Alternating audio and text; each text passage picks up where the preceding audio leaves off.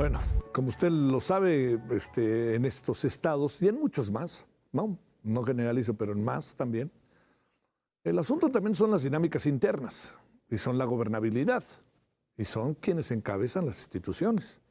Es en buena medida donde está parte del problema. Están carcomidas por la corrupción, o sea, uno puede decir, vamos a vigilar aquí y allá, pero la clave está adentro. Por favor, sí que, si usted me permite, en algún sentido, si se trata de verlo así, el enemigo está adentro. Por lo pronto, la gobernadora Guerrero participó en la reunión de la Mesa Interestatal de Construcción de Paz entre los estados de México, Michoacán, Morelos y Guerrero. Bueno, ¿qué se trata? Fortalecer una estrategia integral de colaboración, poner en marcha el operativo blindaje con acciones de inteligencia en las zonas limítrofes de las entidades, a efecto de combatir a los gobernadores de generadores, rectifico, de violencia y delitos de alto impacto. Ahí están algunos de los participantes. Entre los temas abordados destaca la estrategia para el combate al delito de secuestro y extorsión, el operativo blindaje entre entidades, además de integrar una mesa de trabajo en materia de inteligencia. Esto es entre otras cosas, porque también habrá que ver el tema más directamente de la droga, ¿no? Pero bueno, supongo que todo está contemplado, pero yo no estoy muy seguro del futuro. Entonces, ¿qué le parece si conversamos de las posibilidades reales de que esto pueda trascender? Que es lo que al final a todos nos importa, ¿eh? A mí, yo le diría, son estados entrañables, queridos y además pues una población con una gran cantidad de diversidades. Entonces, si se echa a andar algo ahí que pueda transformar y darle un giro a las cosas, qué mejor que ello, ¿no? Quién sabe si es la mejor estrategia. ¿Qué le parece si hablamos de ello? Manuel Balcázar, especialista en inteligencia, seguridad nacional y director de MB Consultores. Vamos a hablar con él, querido Manuel, para que nos digas cómo ves las cosas. Muy buenas noches, querido Manuel, ¿cómo estás? Muy buenas noches, Javier. Un gusto saludarte a ti y a tu auditorio. ¿Cómo ves este acuerdo que suena como muy bien intencionado, pero pues como luego dicen, de buenas intenciones están llenas las cosas, no necesariamente de resultados, ¿no? Claro, yo pues quisiera celebrar que los gobernadores se reúnen y deciden pues llevar a cabo este esfuerzo que también cuando uno escucha a la gobernadora y ve lo que estamos viendo en las imágenes, creo que hay desafíos interesantes. A primera vista salta la ausencia de la secretaria de Gobernación y la secretaria de Seguridad y Protección Ciudadana federales. Sobre todo en el rol que deben de tener de promotoras de la coordinación operativa. No es la primera vez que las entidades preocupadas por su seguridad a través de sus mandatarios generan acuerdos. Me viene a la mente un caso de la Policía Interestatal, le llamaron entre Tamaulipas y Nuevo León para contener la inseguridad, medianamente funcionó, se deshizo, actualmente está funcionando entre Tamaulipas y Veracruz, pues medianamente funciona, y es algo que pues cuesta mucho trabajo echar a andar. Cuando dice la gobernadora que pues es una estrategia, es un centro con 5 ejes, también se ve uno obligado a pensar en los 5 CERFIs que crearon desde la administración pasada, que es el acrónimo de los Centros Regionales de Fusión de Inteligencia, que tienen este componente de inteligencia y operaciones. Y entonces piensa uno, si no funcionó lo que ya hicieron, si ya hicieron un diagnóstico, ¿y por qué creen que ahora sí va a funcionar? Sí. Me parece que lo que estamos viendo es, la foto es el discurso político y hay que pasar a la acción constante, y les faltó dentro de los componentes que señalaba la gobernadora, la participación de la sociedad civil. Es fundamental, no puede haber una estrategia de seguridad si no participan los ciudadanos. Y tampoco puede uno evitar pensar, cuando escucha la interacción de varios estados, en un modelo exitoso que ya ha sido probado, que es la Laguna, esta región del país formada por Coahuila y Durango, y 3 municipios en su núcleo duro, Lerdo, Gómez Palacio y Torreón, y otros 10 municipios más que conforman la zona de la comarca lagunera, y que fue muy difícil en su momento coordinar la voluntad de 2 gobernadores, de 3 alcaldes, más las agencias federales. Sin embargo, el rol de la sociedad civil con el Centro de Instituciones Cívicas de la Laguna ha tenido un papel preponderante en la promoción de la coordinación operativa, en el seguimiento de las acciones y en el apoyo a líneas muy específicas, como fueron y son el combate al secuestro, el fortalecimiento de capacidades, la definición de la Policía Metropolitana de la Laguna, y han habido muestras muy interesantes. Sin embargo, ahora pues parece, y hay algo muy relevante, no los vemos en los periódicos, no los vemos en los medios. Por ahí han habido ensayos muy interesantes y estudios académicos que sí hablan de lo que se hizo en la Laguna, pero no están en los reflectores políticos, y la Laguna tiene una complejidad interesante, que es la distribución de las zonas militares que convergen dos en este punto, y para ello se creó el Mando Especial Laguna, a cargo de un general. Entonces, lo que vemos aquí en este anuncio que hace la gobernadora, si no va acompañada de una promoción de la coordinación operativa, de un seguimiento con la participación de la sociedad civil, pues muy difícilmente va a caminar. Y me parece que toman esta decisión pues en reconocimiento tácito de una situación muy complicada que se da pues en ambas, bueno, en las tres entidades, en el Estado de México, las cuatro, perdón, en Morelos, en Guerrero y Michoacán. Los cuatro tienen problemas muy agudos, y cuando te decía también que falta la federación, pues estos objetivos prioritarios que le llaman como el PES o el Mojarro o el Fresa, a quienes les han atribuido la generación de la violencia, pues la información la debe de tener el gobierno federal, imagino yo, al menos la tenía hace algunos años, no me parecería que se desperdició. Y también me llama mucho la atención cuando escuchas a una gobernadora que su rol es ejecutivo, hablar de acciones operativas.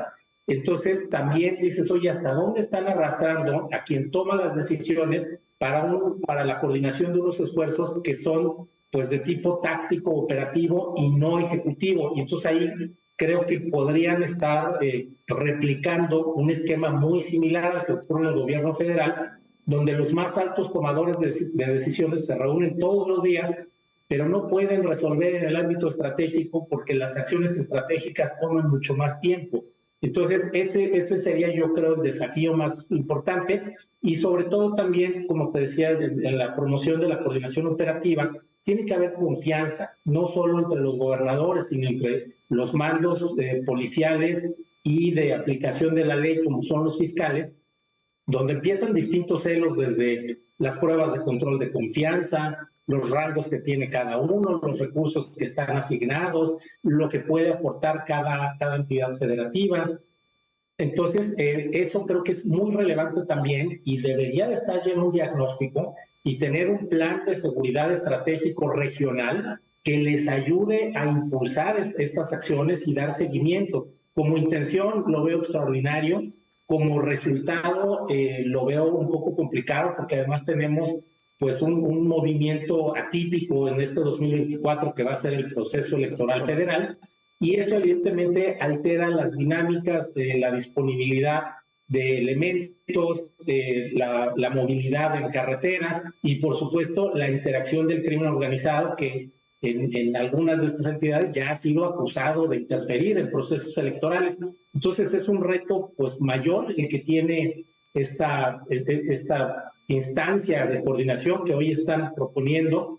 Y bueno, ojalá esta mesa estatal de construcción de la paz difiera de estas mesas diarias donde se reúnen los gobernadores o el presidente con sus secretarios, y aún así pues vemos que no hay algo estratégico, algo que vaya realmente desarticulando las redes de violencia y las disputas de grupos criminales, y que al final de cuentas afecta a la ciudadanía. Esa es como la lectura general. En la historia hay varios esfuerzos, así como fue en su momento las PRIM, Fuerzas de Reacción Inmediata Mixtas, que generó entonces expresidente Peña Nieto. Se crearon también las UNITOS en su momento, Unidades de Inteligencia Táctico Operativa. Y bueno, ojalá la voluntad política alcance para que la dinámica operativa pueda coordinarse y empezar a dar resultados muy puntuales, pero va a venir un punto también de competencias y jerarquías donde los criminales buscarán aprovecharlo a su favor, de manera que si un presunto delincuente viola la ley, supongamos en el Estado de México, y se va hacia Guerrero o hacia Morelos y es detenido allá, vienen temas interesantes de competencia de quién va a tener que proceder legalmente, cuáles son los medios de prueba, y si la coordinación pues no es la mejor, creo que indudablemente ganarán los criminales estas acciones táctico-operativas inmediatas, y entonces va a ser necesario replantear la estrategia. Ojalá tenga esto ya un diagnóstico, pero bueno, cuando uno escucha a la gobernadora hablar de operaciones, cuando ella es la titular del Poder Ejecutivo, y ese es el rol que tendría de más estratégico y menos operativo, podría pensar que no está tan afinado y que es más bien una respuesta política que estará sometida a los cambios, al menos en Morelos, del nuevo gobernador o gobernadora que vaya a encabezar los destinos de esa entidad al menos, ¿no? Entonces es como el enfoque, y ojalá la federación se sume a este esfuerzo y coordine, pues, para aprovechar esta voluntad que están mostrando hoy los mandatarios. Oye, Manuel, a ver, ¿qué es lo que pasa? Digamos, entiendo las buenas intenciones que puede haber detrás de esto, pero el camino de las buenas intenciones, no sé qué dice un dicho por ahí, el camino de lo que fuera. Pero a ver, a lo que me quiero referir es, ¿qué pasa en cada uno de estos estados? O sea, tú ves lo que pasa en Morelia, por ejemplo. Estos días se ha dado un desatado allá en Morelia, gente que asesinan en plena luz del día. En Acapulco, con todo y el Otis, mira lo que pasa. ¿Qué es lo que sucede en el Estado de México? Lo que pasó hace poco, ¿no? ¿Te acuerdas allá en donde hubo un enfrentamiento entre la comunidad y la familia michoacana? ¿Y qué pasa, Sí. qué pasa en qué otro estado? Bueno, en Michoacán, Guerrero, en Morelos, ¿no? Que en donde el gobernador está ubicado en el número 31 de popularidad a nivel nacional y somos 32 estados. Y por cierto, tomando en cuenta que los 4 gobiernos a los que estamos haciendo referencia son del mismo partido. Exactamente. A mí me parece que lo que ocurre en estas entidades que tienen como común denominador la parte de la tierra caliente y la influencia de una organización criminal como es la familia michoacana en su momento, y ha tenido distintas secesiones con sus consiguientes grupos, ¿no? Los ardillos, los rojos, y cada uno de los líderes que se conforman, pues forma su grupo. Y entonces aquí hay una atomización importante. Recordemos que estas entidades fueron hace 15, 20 años caracterizadas por la influencia del cártel de Sinaloa. Cuando el cártel de Sinaloa empieza a fragmentarse, por un lado los Beltrán Leiva y por otro Guzmán Loera, ahí viene la primera sesión, después sale la Barbie, surge el famoso SIDA, el cártel independiente de Acapulco, y enseñan el caminito de que cada uno se puede fragmentar. La propia familia michoacana surge como un mecanismo de autodefensa a la intrusión de los Zetas en aquella entidad, después surgen los templarios. Entonces creo que son varias cosas. Una, la atomización de los grupos criminales a un nivel pues prácticamente barrial, ni siquiera municipal. Claro. Hay zonas donde cada quien decide hacer su grupo delictivo, su cártel, y han entendido que la violencia es uno de los métodos más rápidos para tratar de imponerse a sus rivales. Eso veo por un lado. Por el otro, veo una sociedad civil temerosa, como es natural, ante la falta de una respuesta contundente e integral de las autoridades, y unas autoridades que están más en el manejo político, mediático de la seguridad, pero no en la interacción técnica. ¿Qué quiere decir con esto? Pues que la inversión del tiempo que tienen los gobernadores, aunque sea 1 hora diaria, no está dando el resultado, porque básicamente es escuchar los partes de novedades. Son partes de novedades que tendrían que escuchar los mandos operativos, y los gobernadores y sus secretarios tendrían que estar diseñando y evaluando la estrategia de seguridad ciudadana, pública, o como le querramos llamar, que tienen connotaciones distintas, pero no están en esa parte. Yo creo que tampoco han entendido que no es un asunto de cantidad, sino de calidad, donde es muy importante entender pues, algo que se le conoce como guerra asimétrica o de cuarta generación, donde es muy complicado poder identificar a los criminales, y donde tenemos que, además de construir instituciones de seguridad sólidas, fortalecer y mantener la gobernabilidad. Hay muchos temas que se van desviando por el déficit de gobernabilidad que hay en estas entidades y en otras más del país. Sí. Y creo que ahí también está una clave importante. Cuando hablamos de seguridad, normalmente va acompañado de la gobernabilidad. Cuando los esquemas de gobernabilidad fallan, entonces surgen los problemas de seguridad, y podemos ver tomas de carreteras, marchas, protestas que tienen un origen de tipo social, político, no atendido y escalan a un tema de seguridad. Y vemos, por ejemplo, que los fundadores de la familia michoacana, pues eran del magisterio, por ejemplo, ¿no? Tenían una plaza, eran trabajadores formales que se fueron a la delincuencia porque no hubo los mecanismos institucionales para promover las carreras. Vemos también esta parte que muchos años destacó a Guerrero, que era el componente subversivo, hoy relativamente desplazado, que era un déficit de gobernabilidad muy importante, sí, porque no se está midiendo ese aspecto. Me parece que hoy los gobernadores están más preocupados, sobre todo los del partido en el poder, pues en agradar al gran elector, léase el presidente de la República, y en la popularidad.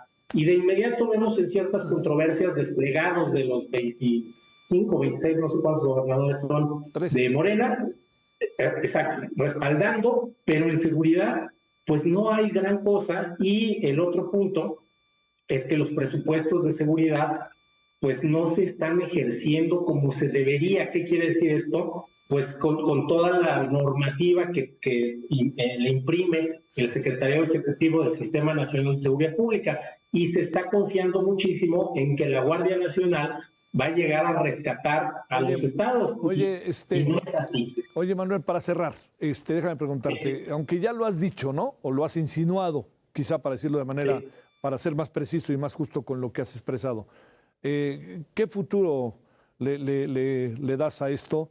Y seguramente lo dijeron hoy y se vuelven a reunir, pues ¿qué será? ¿No? Ya con Claudia Sheinbaum o con Xóchitl Gálvez o vete a saber. Exacto. Pues yo le doy lamentablemente una probabilidad de éxito a este esfuerzo media-baja, es decir, entre el 50 y el 40% de probabilidad de éxito, así como se ve. Si los gobernadores están viendo este programa, ojalá, y deciden reestructurar, reimpulsar, hacer los diagnósticos, creo que podrían elevar la probabilidad de éxito entre el 60 y 70%, pero dada la experiencia que ha habido en el país, no creo que pase del 50% la probabilidad de éxito, lamentablemente, porque es urgente fortalecer y recuperar la seguridad en esa zona del país y en otras más. Te mando un gran saludo, Manuel. Muy buenas noches. Gracias, Javier. Buenas noches. Gracias. Que estés muy bien. Gusto saludarte. Gracias por tu participación. Sí.